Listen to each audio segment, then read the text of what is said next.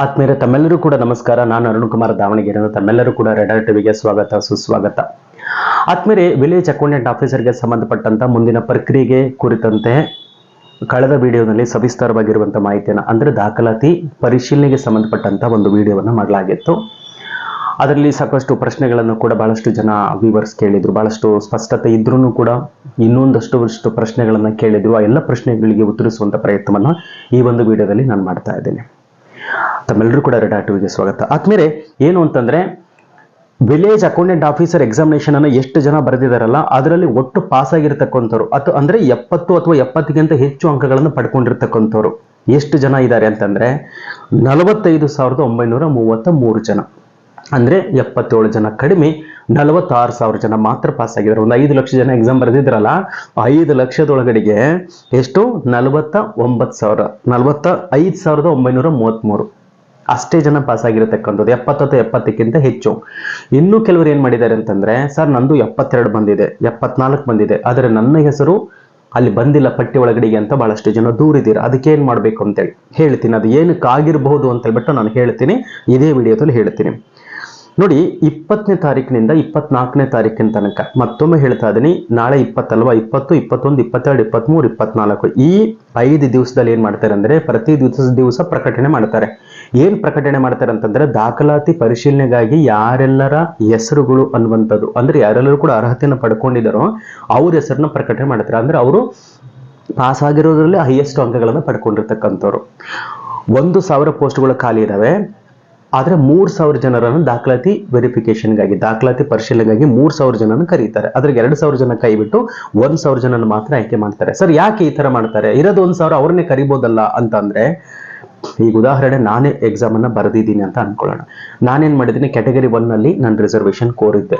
But ನಂದು category 1 certification ನಾನು ಮಾಡಿಸೇ ಇಲ್ಲ. ನಾನು ಕ್ಯಾಟಗರಿ 1 ಡಾಕ್ಯುಮೆಂಟ್ ಬೇಕಲ್ವಾ ನನಗೆ, ಅದೇ ನನಗಿಲ್ಲ ಅಂದ್ರೆ ನನ್ನನ್ನು ಕೈ ಬಿಟ್ಬಿಡ್ತಾರೆ. ಅವಾಗ ನಾನು ಜನರಲ್ಗೆ ಹೋಗ್ಬಿಡ್ತೀನಿ. ಅವಾಗ 2ನೇ ವ್ಯಕ್ತಿ ಇರ್ತಾನಲ್ಲ, 1 ಪೋಸ್ಟಿಗೆ 3 ಜನ ಇರ್ತಲ್ಲ, ಅವ್ನು ನೋಡ್ತಾರೆ, ಅವನು ತಗೊಂಡ್ ಬಂದಿಲ್ವಾ 3ನೇ ವ್ಯಕ್ತಿ. ಇದು ಹೀಗೆ ಕಂಟಿನ್ಯೂಷನ್ ಆಗಿ ಒಬ್ಬರನ್ನ ಆಯ್ಕೆ ಮಾಡ್ತಾರೆ. 3 ಜನಕ್ಕೆ ಒಬ್ಬರನ್ನ ಆಯ್ಕೆ ಮಾಡ್ತಾರೆ. ಹಾಗಾಗಿ 3,000 ಜನ ಏನ್ ಮಾಡ್ತಾರೆ, ಕಾಲ್ ಮಾಡ್ತಾರೆ. 20 ರಿಂದ 24ನೇ ತಾರೀಕಿನ ತನಕ ಈ ಪ್ರೊಸೆಸ್ ಅನ್ನುವಂಥದ್ದು ನಡೀತದೆ. ಅಲ್ಲಿ ನಿಮ್ಮ ಹೆಸರು ಬಂದಿದೆನಾ ಅಂತ ನೀವು ನೋಡ್ಕೊಳ್ಬೇಕು. ಅಪ್ಡೇಟ್ ನಾನು ಮಾಡ್ತಾ ಹೋಗ್ತೀನಿ. ಪ್ರತಿ ದಿವಸ ಏನೆಲ್ಲ ಅಪ್ಡೇಟ್ ಬಂತು ನಾನು ನಿಮಗೆ ಮಾಡ್ತಾ ಹೋಗ್ತೀನಿ. ಅದು ಮೊದಲನೇದು. ಇದಾದ ನಂತರವಾಗಿ ಏನಪ್ಪಾ ಅಂದ್ರೆ, 2ನೇ ತಾರೀಕಿಂದ ಜನವರಿ 2ನೇ ತಾರೀಕಿಂದ ಜನವರಿ 10ನೇ ತಾರೀಕಿನ ತನಕ ಈ 3,000 ಜನರ ದಾಖಲಾತಿಗಳನ್ನ ವೆರಿಫಿಕೇಶನ್ ಮಾಡ್ತಾರೆ. ಡಾಕ್ಯುಮೆಂಟ್ಸ್ಗಳಿತ್ತಲ್ಲ, ಒರಿಜಿನಲ್, ಡೂಪ್ಲಿಕೇಟು, ಏನು ಎತ್ತ, ಅದೆಲ್ಲವನ್ನು ಕೂಡ ವೆರಿಫಿಕೇಶನ್ ಮಾಡ್ತಾರೆ.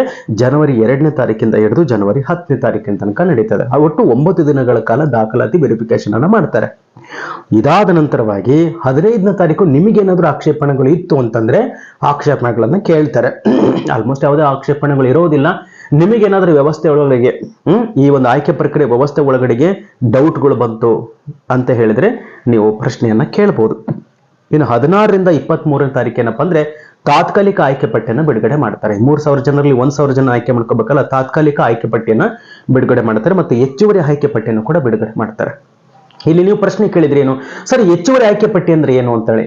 ಹೆಚ್ಚುವರಿ ಆಯ್ಕೆ ಪಟ್ಟಿ ಅಂದ್ರೆ ಏನು ಅಂತಂದ್ರೆ, 20ನೇ ತಾರೀಕಿಂದ 24ನೇ ತಾರೀಕಿನ ತನಕ 3,000 ಜನರ ಹೆಸರನ್ನ ಇನ್ನು ಬಿಡುಗಡೆ ಮಾಡ್ತಾರಲ್ಲ, ಬರ್ರಪ್ಪ ದಾಖಲಾತಿ ವೆರಿಫಿಕೇಶನ್ಗೆ ಅಂತ ಹೇಳ್ಬಿಟ್ಟು, ಅದರಲ್ಲಿ ಬರೀ 2,000 ಜನ ಅಟೆಂಡ್ ಆಗಿರ್ತಾರೆ. ಇನ್ನು 1,000 ಜನ ಅಟೆಂಡ್ ಆಗಿರಲ್ಲ. ಅವ್ರನ್ನ ಕೈ ಬಿಟ್ಟು ಇನ್ನು ಉಳಿದಂತಹ ಅರ್ಹತೆಯನ್ನು ಪಡ್ಕೊಂಡಿರ್ತಕ್ಕಂಥ ಮತ್ತೊಂದು 1,000 ಜನರನ್ನ ಆಯ್ಕೆ ಪಟ್ಟಿ ಒಳಗಡೆ ಹಾಕಿರ್ತಾರೆ. ಇದನ್ನ ಹೆಚ್ಚುವರಿ ಆಯ್ಕೆ ಪಟ್ಟಿ ಅಂತ ಹೇಳ್ತಾರೆ. ಹೆಚ್ಚುವರಿ ಪಟ್ಟಿಯನ್ನು ಬಿಡುಗಡೆ ಮಾಡಲಾಗ್ತದೆ. ಈಗ 1 ಪೋಸ್ಟಿಗೆ 3 ಜನ ಆಯ್ಕೆ ಮಾಡ್ತಾರೆ. 1 ಪೋಸ್ಟಿಗೆ ಈ ಕ್ಯಾಟಗರಿ 1 ನಲ್ಲಿ ಕ್ಯಾಟಗರಿ 1 ಅಂತ ಏನಿದೆಯಲ್ಲ, ಅದ್ರಲ್ಲಿ ಏನಪ್ಪಾ ಅಂದ್ರೆ, ಒಂದು 50 ಪೋಸ್ಟ್ ಇದೆ ಅಂತಂದ್ರೆ 150 ಜನನ ಕಾಲ್ ಮಾಡ್ತಾರೆ. ಬರೀ 100 ಜನ ಅಟೆಂಡ್ ಮಾಡಿದ್ದಾರೆ. ಅವಾಗ ಇನ್ನೊಂದು 50 ಜನನ ಮತ್ತೇನ್ ಮಾಡ್ತಾರೆ, ಕರೀತಾರೆ ಅಲ್ವಾ, ದಾಖಲಾತಿ ಪರಿಶೀಲನೆಗಾಗಿ. ಎಲ್ಲರೂ ಅಪಾಯಿಂಟ್ ಆಗೋದಿಲ್ಲ, ದಾಖಲಾತಿ ವೆರಿಫಿಕೇಶನ್. ಮೊದಲನೇನಾದ್ರು ಡೂಪ್ಲಿಕೇಟ್ ಅಂತ ಅನಿಸಿದ್ರೆ, ಡೂಪ್ಲಿಕೇಟ್ ಅಂತಂದ್ರೆ ಅದು ಹೀಗೆ ದಾಖಲಾತಿಗಳಲ್ಲಿ ವ್ಯತ್ಯಾಸ ಏನಾದ್ರು ಆಗಿದ್ದು, ಫೇಕ್ ಡಾಕ್ಯುಮೆಂಟ್ಸ್ ಗಳನ್ನ ಕೊಟ್ಟಿದ್ದು, ಅದೇನಾದ್ರು ಬಯಲಿಗೆ ಬಂತು ಅಂದ್ರೆ ಅವ್ನ ಕೈ ಬಿಟ್ಟು 2ನೇ ವ್ಯಕ್ತಿ, ಅವನು ಅಂತಾನೆ ಆಗಿದ್ರೆ 3ನೇ ವ್ಯಕ್ತಿ. ಆ ಒಂದು ದೃಷ್ಟಿಕೋನದಲ್ಲಿ ಹೆಚ್ಚುವರಿ ಆಯ್ಕೆ ಪಟ್ಟಿಯನ್ನು ಬಿಡುಗಡೆ ಮಾಡಲಾಗ್ತದೆ. ಇದು 16 ರಿಂದ 23 ತನಕ ಏನಪ್ಪಾ ಅಂತಂದ್ರೆ ಆಕ್ಷೇಪಣೆಗಳನ್ನ ಸಲ್ಲಿಸಲಿಕ್ಕೆ ಅವಕಾಶ ಇದೆ. ಇದಾದ ನಂತರವಾಗಿ 27ನೇ ತಾರೀಕು ಅಂತಿಮ ಆಯ್ಕೆ ಪಟ್ಟಿ, ಜನವರಿ 27ನೇ ತಾರೀಕು ಅಂತಿಮ ಆಯ್ಕೆ ಪಟ್ಟಿ ಮತ್ತೆ ಹೆಚ್ಚುವರಿ ಆಯ್ಕೆ ಪಟ್ಟಿ ಏನಾದ್ರು ಇತ್ತು ಅಂದ್ರೆ ಅದನ್ನು ಕೂಡ ಬಿಡುಗಡೆ ಮಾಡ್ತಾರೆ. ಸೊ ಇಷ್ಟು ಲಾಸ್ಟ್ ವಿಡಿಯೋದಲ್ಲೂ ಕೂಡ ಹೇಳಿದ್ದೆ. ಇದರಲ್ಲಿ ಸ್ವಲ್ಪ ಬಹಳ ವಿವರಣಾತ್ಮಕವಾಗಿ ಹೇಳುವಂತ ಪ್ರಯತ್ನವನ್ನ ಮಾಡಿದ್ದೀನಿ. ಈಗ ಬರೋಣ. ಬಹಳಷ್ಟು ಜನ ಸರ್ ನಂದು 70 ಅಥವಾ 70ಕ್ಕಿಂತ ಹೆಚ್ಚು ಅಂಕಗಳನ್ನು ಪಡ್ಕೊಂಡ್ರು ಕೂಡ ನಂದು ಅಲ್ಲಿ ಬಂದಿಲ್ಲ ಅಂದ್ರೆ ನೋಡಿ, ಕೀ ಆನ್ಸರ್ ಒಳಗಡೆಗೆ ನೀವು ಬರ್ತಿರ್ತೀರಾ. ಕೀ ಆನ್ಸರ್ ಅನ್ನ ನೋಡ್ಕೊಂಡಾಗ ಕರೆಕ್ಟ್ ಆಗಿರುತ್ತದೆ. ನೀವು OMR ಶೀಟ್ ಒಳಗಡೆ ಏನಾದರೂ ನಿಮ್ಮ ರಿಜಿಸ್ಟ್ರೇಷನ್ ನಂಬರ್ ಅನ್ನ ಕರೆಕ್ಟ್ ಆಗಿ ಶೇಡ್ ಮಾಡಿಲ್ಲ ಅಂತಂದ್ರೆ ಅಲ್ಲಿ ಅದು ರೆಕಗ್ನೈಸ್ ಆಗಿರೋದಿಲ್ಲ. ನಿಮ್ ಪ್ರಕಾರ ನಿಮಗೆ ಮಾರ್ಕ್ಸ್ ಬಂದಿರುತ್ತದೆ, ಬಟ್ ಅಲ್ಲಿ ರೆಕಗ್ನೈಸ್ ಆಗಿರಲ್ಲ.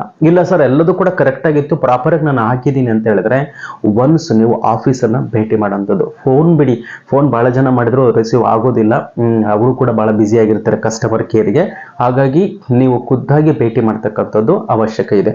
ಆದ್ರೆ ಅದಕ್ಕಿಂತ ಮುಂಚಿತವಾಗಿ ದಾಖಲಾತಿ ವೆರಿಫಿಕೇಶನ್ ನಾಳಿಂದ ಬಿಡ್ತಾರಲ್ಲ, ನೋಡಿ ಮಾರ್ಕ್ಸ್ ನೋಡಿ, ಅಲ್ಲಿ ಅವರ ಅಂಕಗಳಿಗಿಂತ ಹೆಚ್ಚಿನ ಅಂಕಗಳು ನಿಮ್ಮದು ಬಂತು ಅಂತಂದ್ರೆ ಹೋಗಿ ನೀವು ಕೇಳ್ಬೋದು. ಇಲ್ಲ ಬಂದಿರೋದ 70 ಅಲ್ಲಿ 120 130 ಕರೆದಾರ ನಮ್ಮ ಕ್ಯಾಟಗರಿ ಒಳಗೆ ಅಂತಂದ್ರೆ ಕೈ ಬಿಡ್ತಕ್ಕಂಥದ್ದು ವಾಸಿ ಆಗಿರ್ತದೆ.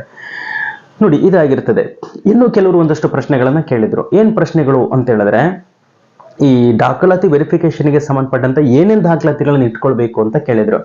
ನೋಡಿ, ನೀವು ಯಾವ್ಯಾವುದಕ್ಕೆ ರಿಸರ್ವೇಶನ್ ಅನ್ನು ಕೋರಿದ್ರೋ ಅಪ್ಲಿಕೇಶನ್ ಒಳಗಡೆಗೆ ನಿಮ್ಮ ಏನೆಲ್ಲ ಅರ್ಹತೆಗಳನ್ನ ಪ್ರಸ್ತುತಪಡಿಸುವಂತ ಕೆಲಸವನ್ನು ಮಾಡಿದ್ರು ಎಲ್ಲಾ ದಾಖಲಾತಿಗಳು ಅಪ್ ಟು ಡೇಟ್ ಇರಲೇಬೇಕು, ಯಾವ ಒಂದು ಕೂಡ ಮಿಸ್ ಆಗೋ ಹಾಗೆ ಇಲ್ಲ ಅಂತೇಳಿ. ಅದು ಒಂದು. ಅದಾದ ನಂತರ ಇನ್ನು ಕೆಲವರು ಕೇಳಿದ್ರು, ಸರ್ ನಮ್ದು SLC ಮಾರ್ಕ್ಸ್ ಕಾರ್ಡ್ ಅಲ್ಲಿ ನೇಮ್ ಈ ತರ ಇದೆ, PUC ನಲ್ಲಿ ಒಂದು ಸ್ವಲ್ಪ ವ್ಯತ್ಯಾಸ ಇದೆ, ಏನು ಆಗಲ್ವಾ ಅಂತ ಹೇಳ್ಬಿಟ್ಟು. ಆಗುತ್ತೆ, ಇದು ದೊಡ್ಡ ಸಮಸ್ಯೆನೆ, ಆದ್ರೆ ಬಗೆಹರಿಸ್ಲಿಕ್ಕೆ ಆಗದೇ ಇರತಕ್ಕಂಥ ಸಮಸ್ಯೆ ಏನಲ್ಲ.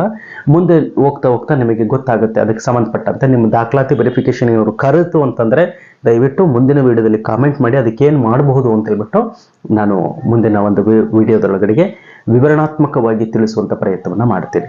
ಐ ಹೋಪ್ ತಮ್ಮೆಲ್ಲರೂ ಕೂಡ ಏನೆಲ್ಲ ಈ ಒಂದು ವಿಡಿಯೋದಲ್ಲಿ ಕಳೆದ ವಿಡಿಯೋಗೆ ಸಂಬಂಧಪಟ್ಟಂತೆ ವಿಚಾರಗಳನ್ನ ಆಲಿಸಿ ಲಾಲಿಸಿ ಒಂದಷ್ಟು ಏನು ಕಾಮೆಂಟ್ಗಳನ್ನು ಮಾಡಿದ್ರೆ ಅದಕ್ಕೆ ಮಾತ್ರ ಉತ್ತರಿಸುವಂತ ಪ್ರಯತ್ನವನ್ನ ಮಾಡಿದ್ದೆ. ಇದಕ್ಕೆ ಸಂಬಂಧಪಟ್ಟಂತೆ ಮತ್ತೇನಾದ್ರೂ ಸಂದೇಹಗಳಿತ್ತು ಅಂದ್ರೆ ದಯವಿಟ್ಟು ಕಾಮೆಂಟ್ ಮಾಡಿ ಉತ್ತರಿಸುವಂತ ಪ್ರಯತ್ನವನ್ನ ಮುಂದಿನ ವಿಡಿಯೋದಲ್ಲಿ ಮಾಡ್ತೇನೆ. ಧನ್ಯವಾದಗಳು.